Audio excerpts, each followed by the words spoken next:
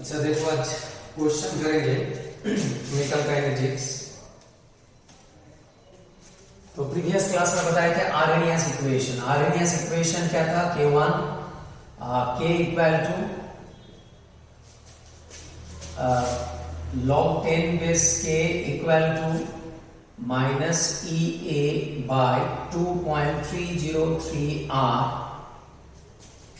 1 by T plus log 10 base A। Previous video देख लेना, ये एक्सप्रेशन था, फाइनल इक्वेशन। तो ये था आर्हेनियस इक्वेशन का मॉडिफाइड फॉर्म, लॉग फॉर्म। तो अब हम यहां पर क्या करेंगे? For two different temperature at T1 and at T2। At T1 temperature rate constant क्या हो गया? K1।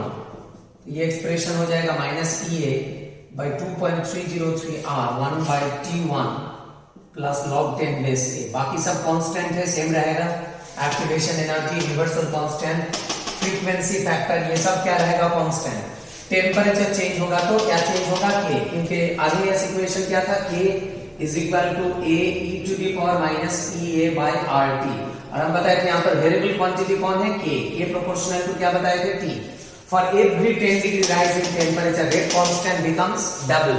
रेट कांस्टेंट के साथ टेम्परेचर का वेरिएशन था, तो वही कर रहा है यहाँ पर। सिमिलरली फॉर T2 टेम्परेचर ये क्या हो जाएगा? K2 minus EA by 2.303 R 1 by T2, ये आ जाएगा T2 टेम्परेचर में। तो ये मिल गया दो equation for two different temperature at T1 and at T2। अब क्या करने से ये सॉल्व होगा? अगर हम सब्ट्रैक्ट करेंगे तो ये क्वांटिटी क्या होगा? कैंसिल। इसको सब्ट्रैक्ट कर देते हैं। This minus this, this minus this, तो this minus this, minus minus क्या हो जाएगा? प्लस, एंड माइनस प्लस क्या हो जाएगा? माइनस। सब्ट्रैक्ट किया, this minus this minus minus plus this plus minus minus this. तो ये log A क्या हो जाएगा? कैंसिल। तो यहां पर क्या रह जाएगा? log 10 base K1 minus log 10 base K2, this minus this आ गया। और यहां पर आ जाएगा minus EA by 2.303 R 1 by T1 plus EA by 2.303 R 1 by T2। ये आ जाएगा फाइनल इक्वेशन। तो ये टू डिफरेंट टेम्परेचर रेंज में ये आ जाएगा, दिस प्लस दिस आ गया।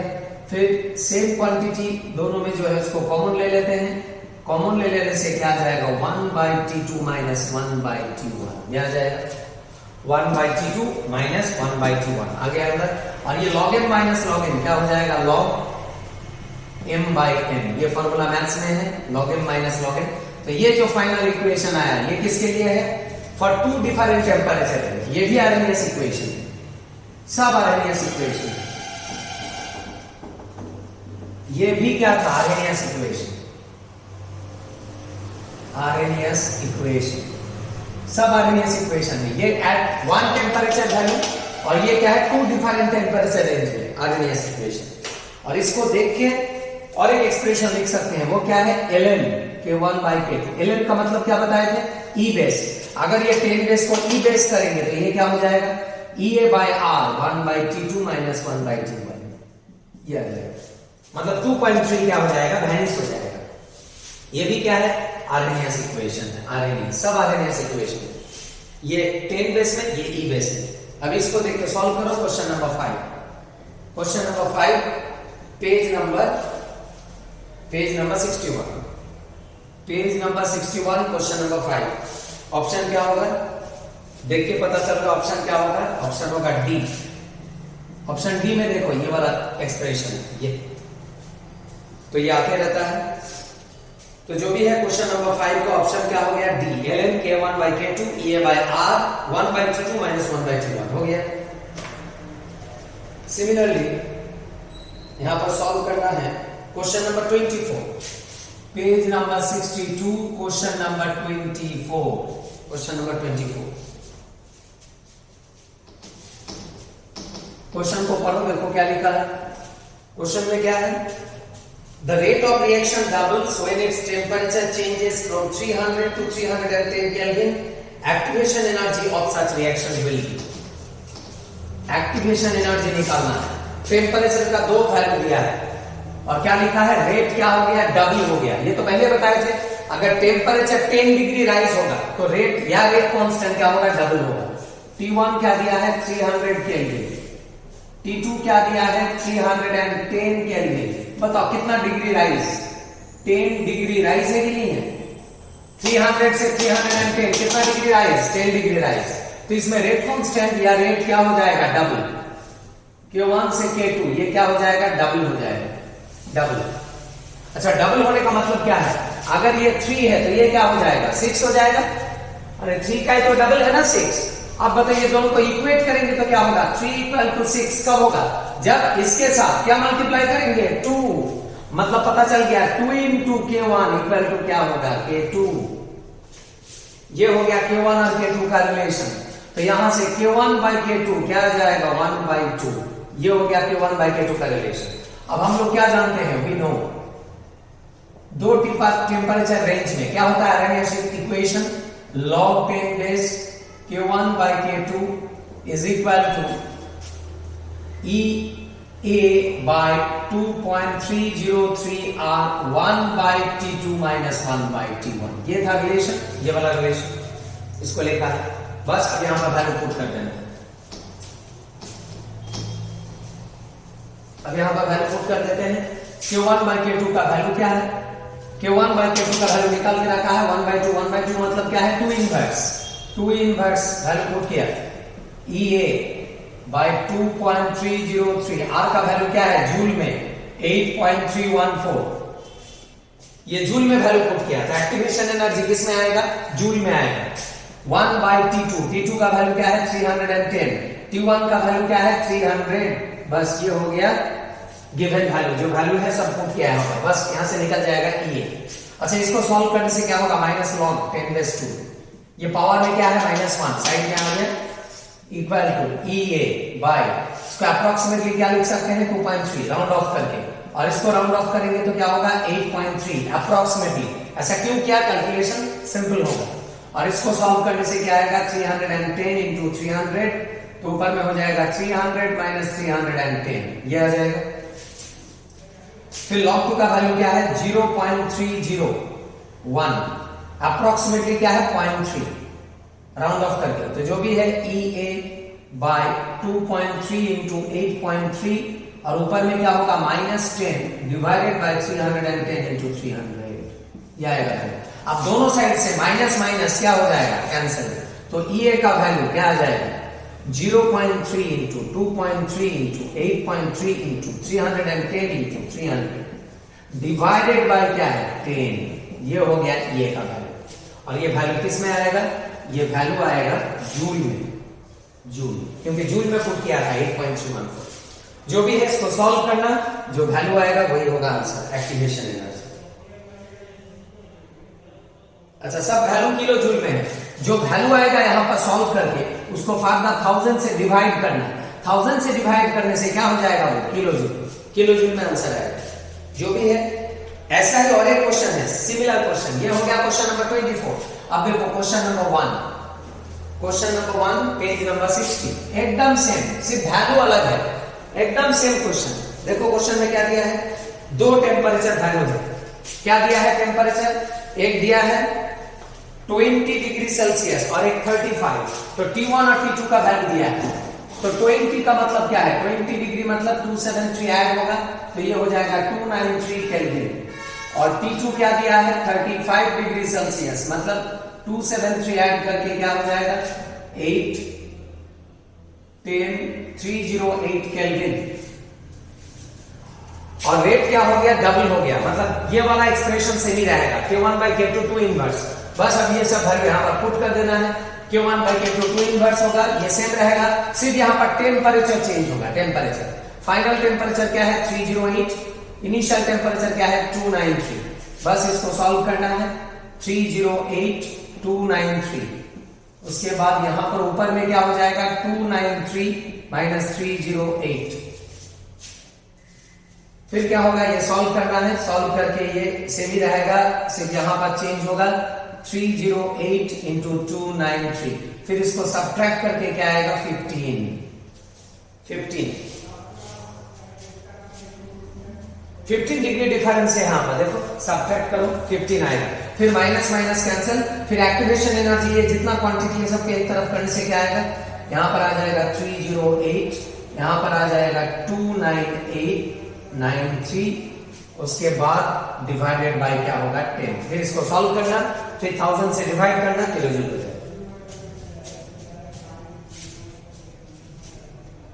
तो ये हो गया क्वेश्चन नंबर 1, सेम टाइप का क्वेश्चन है। अच्छा, इसके बाद नेक्स्ट क्वेश्चन सॉल्व करेंगे,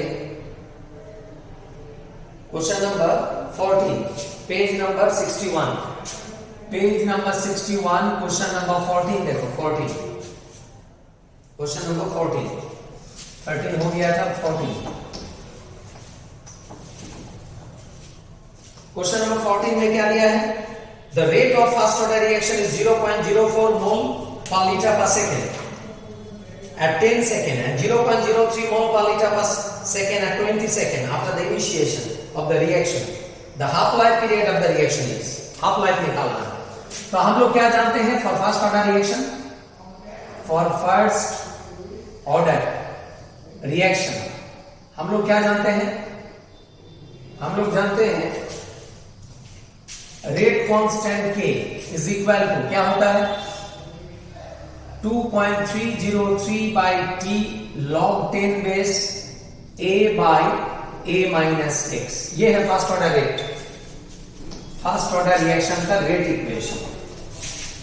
तो ये डिराइव किया था हमने। अब देखो इसको हम दो वैल्यू के लिए लेंगे, एक बार लेंगे K1 eight any time interval T1, जब टाइम मेरा T1 था तो ये क्या हो गया K1, ये भी क्या है first order rate constant, first order rate constant. तो ये क्या हो गया log 10 base A by A minus x1, ये होगा। A तो कांस्टेंट है, A क्या था इनिशियल कंसंट्रेशन, इनिशियल कंसंट्रेशन क्या होता है 100%, ये ऑलवेज क्या रहता है कांस्टेंट। चेंज कौन होता है, चेंज होता है x, x क्या था the concentration of reactant get decomposed, जो डिकम्पोज्ड अमाउंट है वो चेंज होता है, A क्या रहता है कांस्टेंट, मतलब A क्या रहता है कांस्टेंट, तो चेंज कौन होता है, चेंज होता है A minus x, A minus x change होता है।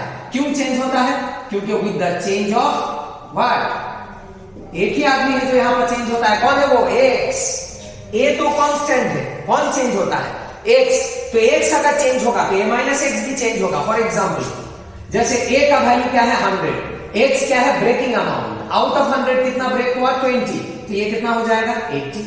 अगर आउट ऑफ 100 कितना ब्रेक होगा 30, तो ये कितना हो जाएगा 70। आउट ऑफ 100 अगर ये 40 अमाउंट ब्रेक होगा तो रिमेनिंग क्या होगा 60। मतलब वैल्यू क्या हो रहा है, चेंज हो रहा है। कब चेंज हो रहा है, जब x चेंज हो रहा है, A चेंज नहीं होता है, ये तो कांस्टेंट है, इसीलिए x चेंज होगा, A कांस्टेंट रहेगा।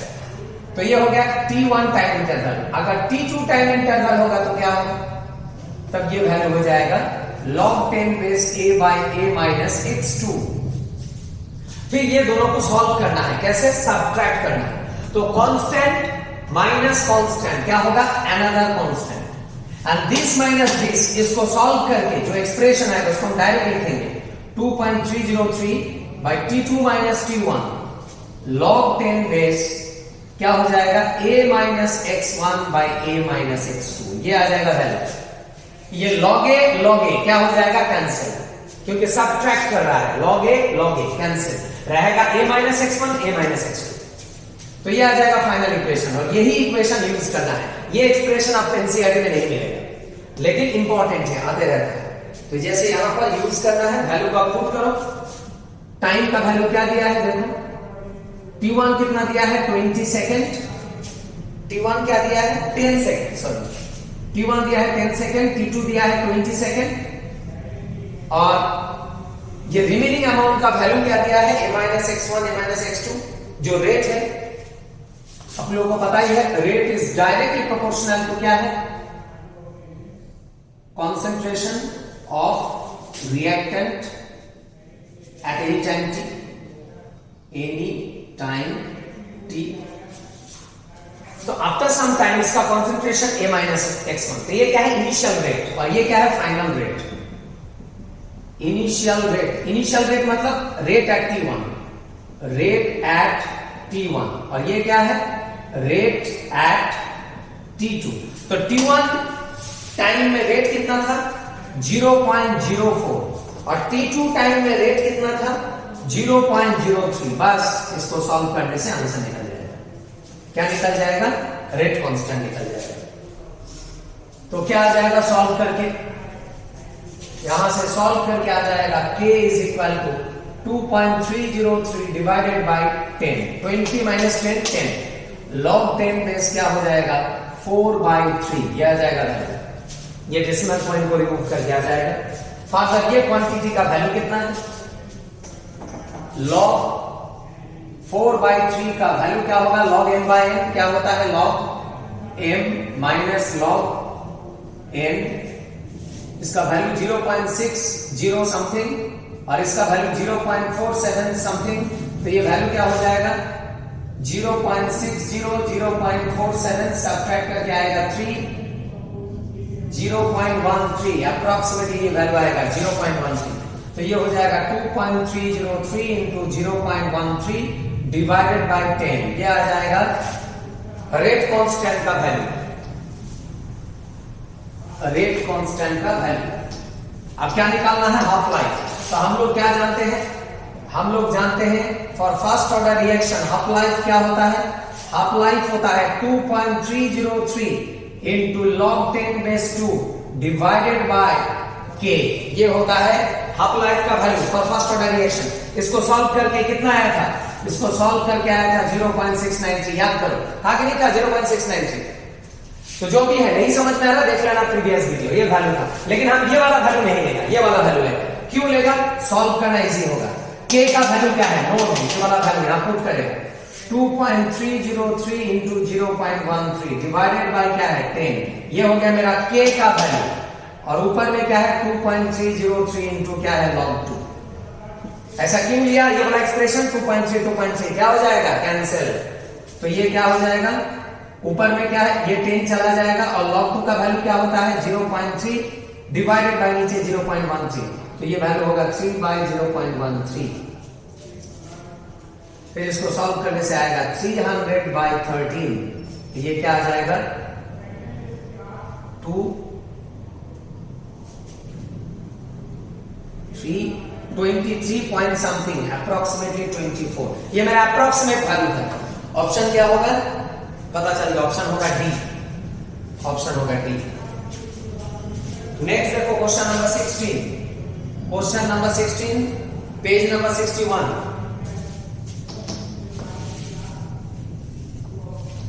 क्वेश्चन नंबर 16 में क्या है? क्वेश्चन नंबर 16 में थोड़ा मिस्टेक है। क्या मिस्टेक है? एक रिएक्शन है जिसका मैकेनिज्म दिया है। मैकेनिज्म गिवन है। मैकेनिज्म का जो स्टेप 1 है ए, वो क्या दिया है x2।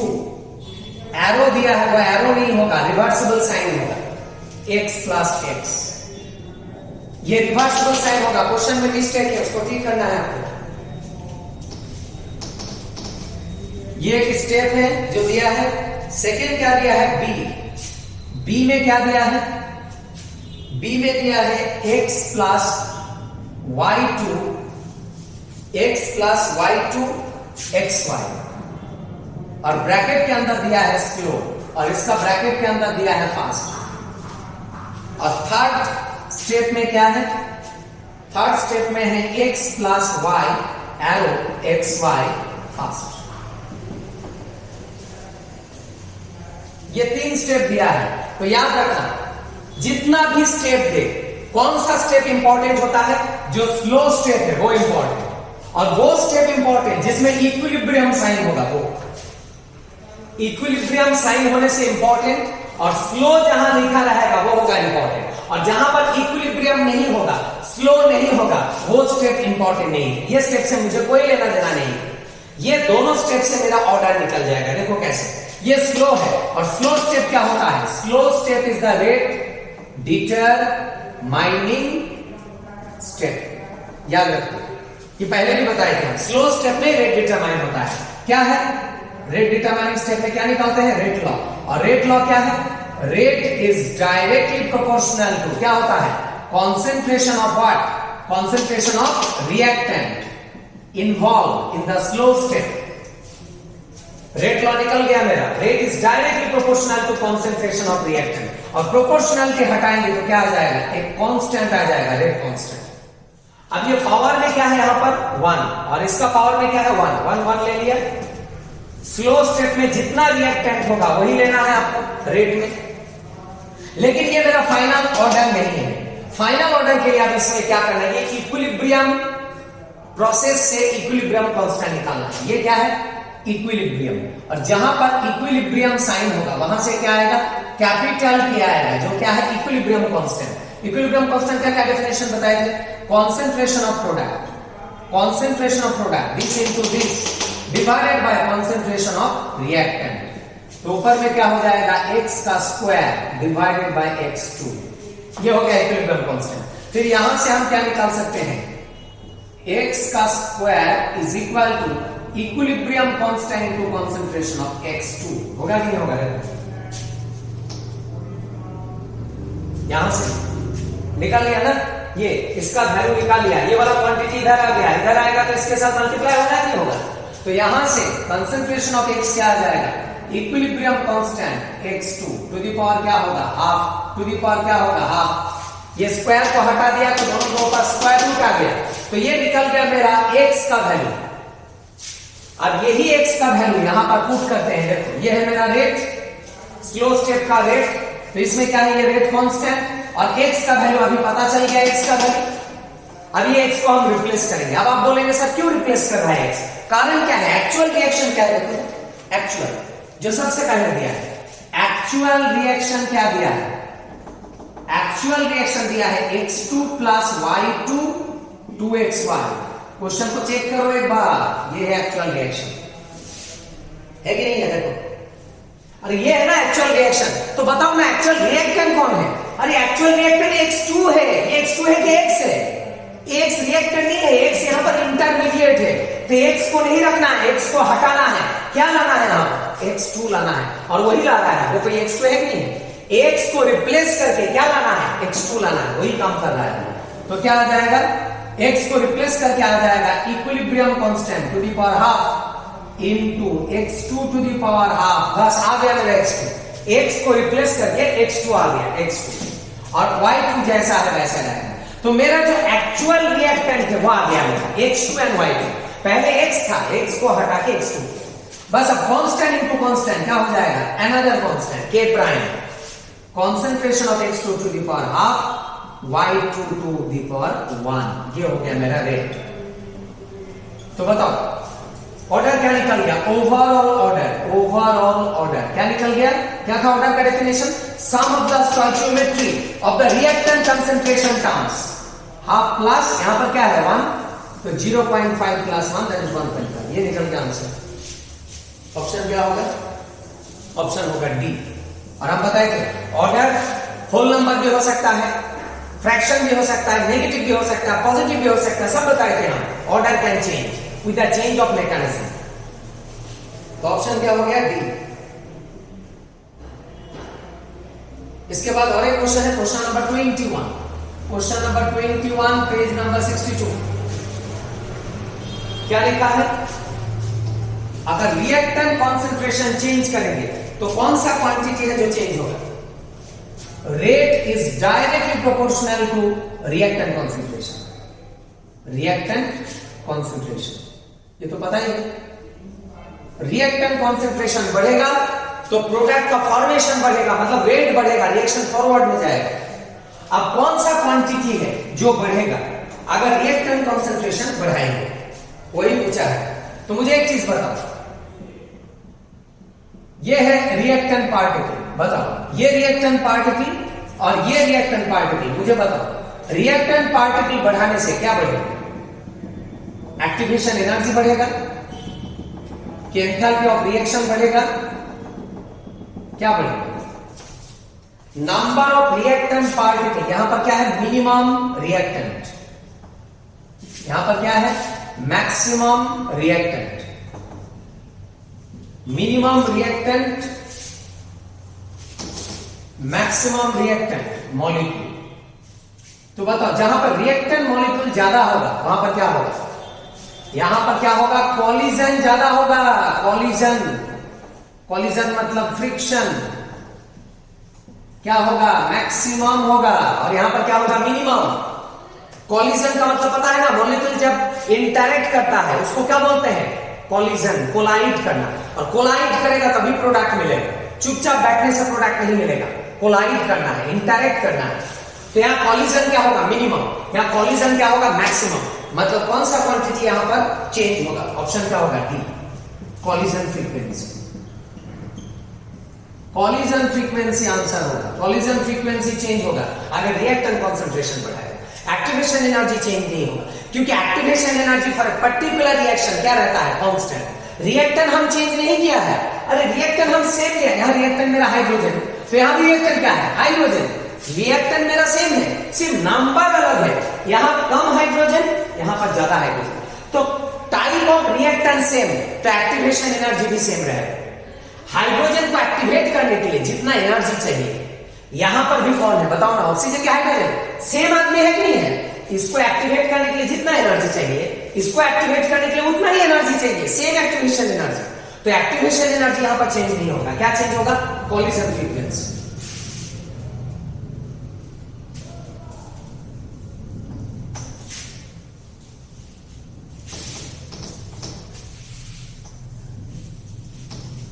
और थ्रेशोल्ड का मतलब तो पता ही है, थ्रेशोल्ड मतलब minimum value, minimum value required. यहां मिनिमम वैल्यू का बात नहीं आ रहा है, कॉलिजन का बात आ रहा है, कॉलिजन फ्रीक्वेंसी होगा आंसर। अच्छा, इसके बाद नेक्स्ट आएगा question number 27, page number 63, page number 63, question number 27 क्या है, decomposition of hydrogen peroxide. Hydrogen peroxide अगर डिकम्पोज करेगा तो क्या आएगा, वाटर, और क्या आएगा, ऑक्सीजन। तो इसका रेट क्या होगा, rate of reaction, rate of reaction क्या होगा, -1/2 DH2O2 dt। हम बताए थे रिएक्टेंट होने से क्या होगा, माइनस, और ये स्टोइचियोमेट्री क्या हो जाता है, रेसिप्रोकल, बताए थे प्रीवियस क्लास में। और ये क्या है, प्रोडक्ट, यहां पर आ जाएगा प्लस, प्लस इसका reciprocal half D of H2O dt। ये हो गया H2O2 के रेस्पेक्ट में, ये वाटर के रेस्पेक्ट में। ऑक्सीजन के रेस्पेक्ट में क्या होगा, plus D of O2 dt। यहां पर क्या है, स्टोइचियोमेट्री 1 का रेसिप्रोकल क्या है, 1। ये जो स्टोइचियोमेट्री है ये रेसिप्रोकल रेसिप्रोकल रेसिप्रोकल हो जाता है, बताइए कि प्रीवियस क्लास में क्यों होता है। जो भी है ये हो गया रेट का expression in terms of H2O2, in terms of water, in terms of O2। This is the rate of disappearance, this is the rate of appearance, rate of appearance indicate करता है। अब ये क्या लिखा है, first order reaction kinetics follow करता है। तो अगर ये फर्स्ट ऑर्डर है तो बताओ रेट लॉ क्या होगा, रेट लॉ क्या होगा, रेट लॉ होगा rate is equal to rate constant K1, concentration of क्या होगा, H2O2 टू द पावर क्या होगा, 1, क्योंकि ऑर्डर पहले से नोन है, फर्स्ट ऑर्डर दिया है ना क्वेश्चन में, decomposition of H2O2 follows a first order reaction, तो ऑर्डर पहले से नोन है, फर्स्ट ऑर्डर, यहां 1 ले लिया, यहां K1 ले लिया। अब रेट क्या लेना है, in terms of oxygen, in terms of oxygen rate क्या होगा, DO2 dt प्लस, देखो ये रेट का वैल्यू ऑक्सीजन के रिस्पेक्ट में है कि नहीं है, ये K1 concentration of H2O2 to the power 1, ये हो गया। अब यहां पर कुछ वैल्यू गिवन है, उसको निकाल लेते हैं। फॉर फर्स्ट ऑर्डर रिएक्शन हम लोग क्या जानते हैं, फर्स्ट ऑर्डर रिएक्शन के लिए हम लोग क्या जानते हैं, K1 इक्वल टू क्या था, 2.303 बाय क्या था, T log 10 बेस क्या था, A by A minus X, ये था फर्स्ट ऑर्डर के रेट इक्वेशन। अब इसमें वैल्यू पुट करेंगे हम, क्या वैल्यू गिवन है, 2.303 डिवाइडेड बाय टाइम कितना लगा है, इसमें टाइम कितना टेकन है, 15 मिनट्स। 15 मिनट्स में क्या हुआ है, कॉन्सेंट्रेशन चेंज होके क्या हो गया, इनिशियल वैल्यू 0.5 से चेंज होके क्या हो गया, 0.125, ये हो गया। तो यहां से K1 निकलेगा 2.303 डिवाइडेड बाय 15 log 10 बेस, इसको सॉल्व करने से ऊपर आएगा 500, नीचे आएगा 125, फिर इसको सॉल्व करने से क्या आ जाएगा, log 4, कैंसिल करके देखो 4 आ रहा है, और सॉल्व करके आ जाएगा 2.303 log 4 का वैल्यू 0.6 डिवाइडेड बाय क्या है 15, ये हो गया मेरा K1 का वैल्यू मिनट इनवर्स में, मिनट इनवर्स। निकल गया K1, तो आपको पता चल गया K1 का वैल्यू। अब ये K1 का वैल्यू यहां पुट करना है, K1 का वैल्यू पुट करना है। अच्छा, और एक चीज यहां पर देखना, हाइड्रोजन पेरोक्साइड के रेस्पेक्ट में, इसके रेस्पेक्ट में रेट जब लिखते हैं तब क्या मल्टीप्लाई होता है? हाफ। और ऑक्सीजन के रेस्पेक्ट में लेते हैं तो कोई स्टोइचियोमेट्री यहां पर नहीं होता है। तो यहां पर एक चीज नोटिस करो, वो क्या है? देखो, अगर हम यहां पर H2O2 के रेस्पेक्ट में लिखेंगे तो क्या होगा? Minus half D H2O2 dt। ये किसके रेस्पेक्ट में रेट है? Hydrogen peroxide. समझ में आ रहा है? इसके रेस्पेक्ट में ही ये जो एक्सप्रेशन है। अब देखो यहां पर एक चीज लिखेंगे, वो क्या है? ये जो ऑक्सीजन के रेस्पेक्ट में रेट है, in terms of hydrogen peroxide अगर हम करेंगे तो यहां पर क्या आएगा? देखो, ये जो क्वांटिटी है ये मॉडिफाई होकर क्या होगा? इन टर्म्स ऑफ ये ले लिया हाइड्रोजन पेरोक्साइड। अब यहां पर क्या है? K1। अब अगर हम लेंगे डिसअपीयरेंस ऑफ H2O2, डिसअपीयरेंस अगर लेंगे तो ये क्या होगा? यहां से हाफ वैनिश होगा और ये हाफ इधर आएगा, इधर आएगा तो क्या हो जाएगा? 2 मल्टीप्लाई होगा K1 concentration of H2O2। This is the rate of disappearance of H2O2। मतलब हम ऐसे करते हैं इसको समझाने के लिए। देखो,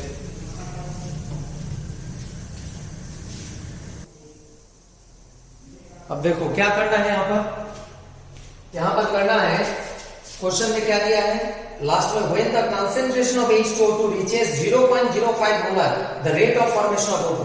अब निकालना है rate of formation of O2। Rate of formation of O2 क्या है? d of O2 dt। ये फाइंड आउट करना है। इन टर्म्स ऑफ क्या निकालना है? H2O2, क्योंकि H2O2 का कंसंट्रेशन दिया है तो ये किसके साथ इक्वल है? Minus half d H2O2 dt। तो इसको हम ऐसे लिख सकते हैं, half into minus d H2O2 dt। This is the rate of H2O2 getting decomposed. और इसके जगह पर हम क्या लिख सकते हैं? This is the rate of disappearance. It is equal to क्या? Rate law. Rate is equal to rate constant into concentration of H2O2 to the power 1। क्योंकि आप जानते हैं रेट लॉ क्या होता है?